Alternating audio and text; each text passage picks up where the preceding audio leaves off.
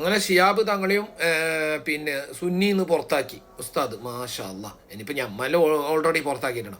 ഞാൻ പറയുന്നത് ഷിയാബ് അങ്ങ് ഏതോ ഒരു മയ്യത്ത് നിസ്കരിക്കാൻ പോയി, അത് മുജാഹിദ് അങ്ങനെ എന്തോ പറഞ്ഞ് ആരുമാട്ടെ ഒരു ഒരു മനുഷ്യരായിട്ടും കൂട്ടിക്കൂടെ ഇല്ലേ?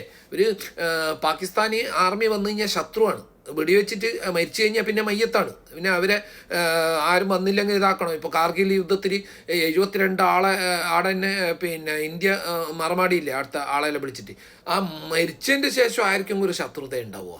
ഇപ്പം എൻ്റെ ഭാര്യ മുജാഹിദാണ്, ഭാര്യൻ്റെ ജ്യേഷ്ഠത്തി ജമാഅത്ത് ഇസ്ലാമാണ്. പിന്നെ എൻ്റെ ഒരു മോനി കെല്ല 2 ആൾ പഠിക്കുന്നുള്ള, ഒരാൾ പിന്നെ AP ഉസ്താദിൻ്റെ പിന്നെ അൻവർ ലോധാല പഠിക്കുന്നത്, പിന്നെ ഒരാൾ ജമാഅത്ത് ഇസ്ലാമിൽ മിഞ്ഞാന്ന് കപ്പെല്ലാം കിട്ടീനി. ഞാൻ ഏതൊരു അയക്കണമെന്നൊന്നും പറഞ്ഞില്ല, അല്ല ഭാര്യൻ്റെ തീർമാനമാണ്, ഞമ്മ കൊടുക്കും. ഞാൻ പറയുന്നത് നമ്മളെ വിശ്വാസത്തിന് തലച്ചോർന്ന് എടുത്തിട്ട് ഹൃദയത്തിൽ വെക്കുക. ഓക്കെ, തലച്ചോറ് കുറച്ച് കാലി വെക്കുക. ഇത് എന്താണ് ഉദ്ദേശിക്കുന്നത്? ഇങ്ങനെ എല്ലാവരെയും പുറത്താക്കി കഴിഞ്ഞാൽ പിന്നെ ആര് ബാക്കിയുണ്ടാവും? ഞാൻ പറയുന്നത് ഇതെല്ലാം അപ്പോൾ പറയും നീ ഇത് പറയുമ്പോൾ സമുദായത്തിന് ഭയങ്കര പ്രശ്നമാവില്ല. അല്ല, നിങ്ങൾ ഇത് പറയുമ്പോൾ ഭയങ്കര സമുദായത്തിന് പ്രശ്നമാവില്ലേ? സമുദായത്തിൽ ഓരോ ബിസിനസ് ഇപ്പോൾ ഉറൂസിൽ സത്യം പറയാം, ഞങ്ങൾക്ക് ഓപ്പണായിട്ട് പറയാം, ഞങ്ങൾക്ക് എല്ലാ ഔലിയാക്കന്മാരോടൊന്നും വിശ്വാസമില്ല. പക്ഷേ ഞങ്ങൾക്ക് ഉറൂസിനോട് ഭയങ്കര ഇഷ്ടമാണ്. അവർ കൾച്ചറാണ്, ആ കൾച്ചറിനെ നമ്മൾ എതിർക്കേണ്ട ആവശ്യമില്ലല്ലോ. പല ആളും ഒരു കൊല്ലത്തേക്ക് ഒരിക്കൽ പല നാട്ടിലുള്ള മക്കളോ ഇവരെല്ലാം ഉറൂസിന് വരുന്ന എല്ലാവരും ഒന്നിച്ചിട്ട് ഭക്ഷണം കഴിക്കുന്ന, അതിലെല്ലാം എന്താ തെറ്റുള്ള? ആ തെറ്റില്ലല്ലോ. ഒരു ഉറൂസിന് കൂടുന്നത് ഇതാക്കുന്നത്, പിന്നെ റോഡിൽ എന്തെങ്കിലും ബുദ്ധിമുട്ടോ ബാക്കി ജനങ്ങൾക്ക് പ്രശ്നം ഉണ്ടെങ്കിൽ അതല്ലാതെ. അതുപോലെ അതിന് ഒരു മുജാഹിദ് നല്ലൊരു പരിപാടി നടത്തുന്നു, ഒരു എക്സസൈസ് നടത്തുന്നു, പോയിട്ട് കൂടിയാലെന്തേ? അവിടെ ആണും പെണ്ണും ഒന്നിച്ചിട്ട് തുള്ളിപ്പോയി മറ്റത് കുലുങ്ങിപ്പോയി എന്ന് പറഞ്ഞെങ്കിൽ ഇപ്പോൾ ഒരു കുട്ടി പൈലറ്റായല്ലോ, പൈലറ്റായിട്ടാകുമ്പോൾ ഷിയാബങ്ങൾ പോയി അവിടെ പ്രാർത്ഥിച്ചു.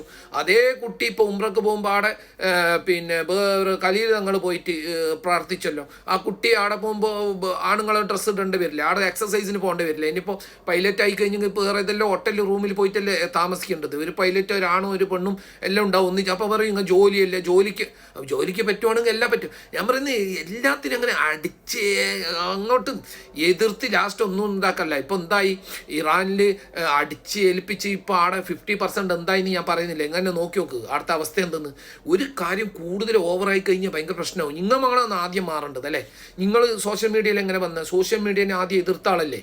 നിങ്ങൾ ഇൻസ്റ്റാലാണ് വരുന്നത്. ഓക്കെ, ഇങ്ങ പറയുന്നത് പ്രബോധനത്തിന് വേണ്ടിയിട്ടാണ് ഇങ്ങ വീഡിയോ ചെയ്യുന്നത്, റീൽ ചെയ്യുന്നത്, നല്ല കാര്യമാണ്. പക്ഷേ ഇങ്ങ ആടെ പ്രൊമോട്ട് ഇതിന് കായ് കൊടുക്കുന്നത് ആരാ? ഫേസ്ബുക്കും ഇൻസ്റ്റാഗ്രാമും വാട്സപ്പും, ഇത് 3 പക്ക യഹൂദിൻ്റെ ആണ് ഇല്ലേ? ടിക്ടോക്ക് അല്ല.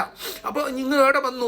നിങ്ങളെ കാര്യത്തിന് നിങ്ങൾ അതിനെ ഇതാക്കി ഇപ്പോൾ ഒരാൾ പെർഫ്യൂം വെക്കാൻ വേണ്ടിയിട്ട് പലയിടത്തും പോയി ആ പെർഫ്യൂമിനെ സംസാരിച്ചിട്ട് അതിനെ അലാലാക്കി സുന്നത്താക്കി ഇതാക്കി കച്ചവടം ചെയ്യുന്നുണ്ട്.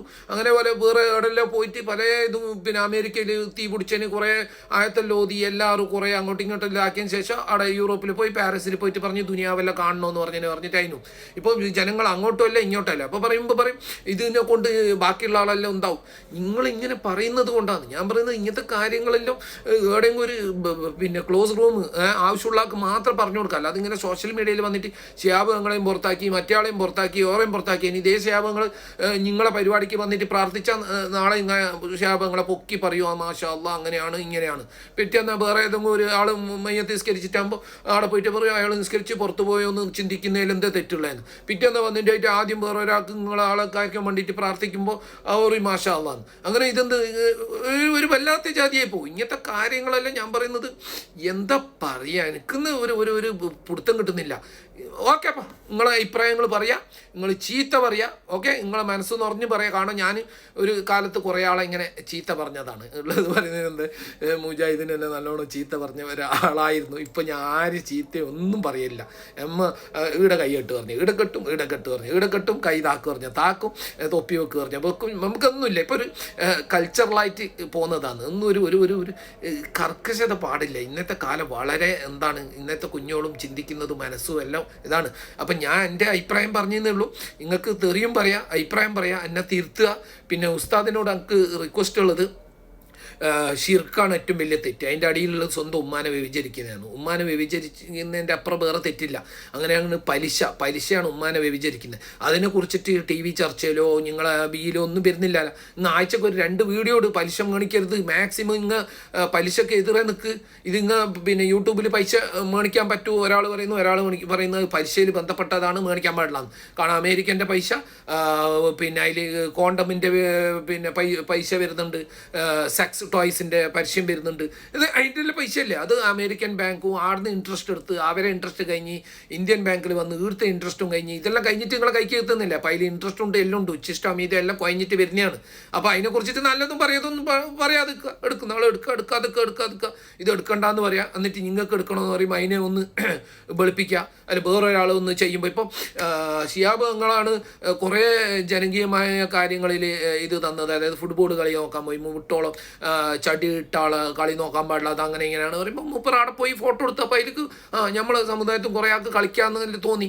ഇതിപ്പോൾ ഇങ്ങനെയെല്ലാം ആയിക്കഴിഞ്ഞാൽ ചക്കക്കുച്ച പോലെ ആയിപ്പോവും. അപ്പോൾ ഇങ്ങനത്തെ കാര്യങ്ങളെല്ലാം ഒന്ന് ന്യൂട്രലായി പോയിട്ട് നിസ്കാരം, പിന്നെ നോമ്പ്, ഏറ്റവും കൂടുതൽ പറയേണ്ടത് ബാക്കിയുള്ള ആൾക്ക് ഉപകാരമുള്ളത് സദക്കയാണ്. അത് ഏത് മനുഷ്യന്മാർ കൊടുത്താലും നല്ലത് ചെയ്താൽ സദക്കനെ കുറിച്ച് പറയാം. ഇതൊന്നും ആവില്ല. എപ്പോഴും ഈ പെണ്ണുങ്ങൾ ചെയ്യുന്ന തെറ്റും പെണ്ണുങ്ങൾ അത് കുരുങ്ങുന്നൊന്നും ഇങ്ങനെ പറഞ്ഞിട്ടാകുമ്പോൾ ഇത് ഭാവിയിൽ ഒരു ഒരു ഒരു പട്ടത്തിൻ്റെ കയറ് പൊട്ടി പോലെ പിന്നെ കിട്ടൂല. ഇപ്പം ഞാൻ പറയുന്നു ഓക്കെ, എൻ്റെ അങ്ങനെ എത്രയോ പറയാത്ത ആളുണ്ട്, എന്നെ ചീത്ത പറയുന്ന ആളുടെ എല്ലാവർക്കും അവകാശമുണ്ട്. പക്ഷെ നിങ്ങളെ അഭിപ്രായം പറയൂ. ഇനി ന്യൂട്രൽ ആക്കിയേ പറ്റൂ. ന്യൂട്രൽ ആക്കാതെ അപ്പുറം ഇപ്പുറം ഇങ്ങനെ എല്ലാവരും ഒരാൾ സുന്നിന്ന് പുറത്താക്കുക, സുന്നി മുജാഹിദിനെ പുറത്താക്കുക, മുജാഹിദ് മറ്റോറെ പുറത്താക്കുക, ഇങ്ങനെല്ലാം ആക്കി കഴിഞ്ഞാൽ എന്താവും? അപ്പോൾ അതിനൊരു ന്യൂട്രലിസം ആരെങ്കിലും വേണ്ടേ? ഒരാളൊന്നും വേണ്ടേ? മിതവാദിയായിട്ട് ആരെങ്കിലും ഒരാൾ വേണ്ടേ? ഞാൻ പറയുന്നത് നമ്മളെ ബ്രെയിനിന്ന് മൊത്തം തലച്ചോറ്റുന്ന് ഇങ്ങനത്തെ ഇത് സാധനങ്ങളെല്ലാം ഹൃദയത്തിൽ കൊണ്ടുവെക്കുക. അപ്പോൾ അവിടെ നമുക്ക് തടുക്കാൻ പറ്റും. ഹൃദയം ഒന്ന് ക്ലിയറാക്കി വെക്കുക, ചിരിക്കുക. പുഞ്ചിരിയാണ് ഏറ്റവും വലിയ സുന്നത്ത് എന്ന് നമുക്ക് പറയുന്നത് കേട്ടത്. അതിനും കൂലി ഉണ്ടല്ലോ.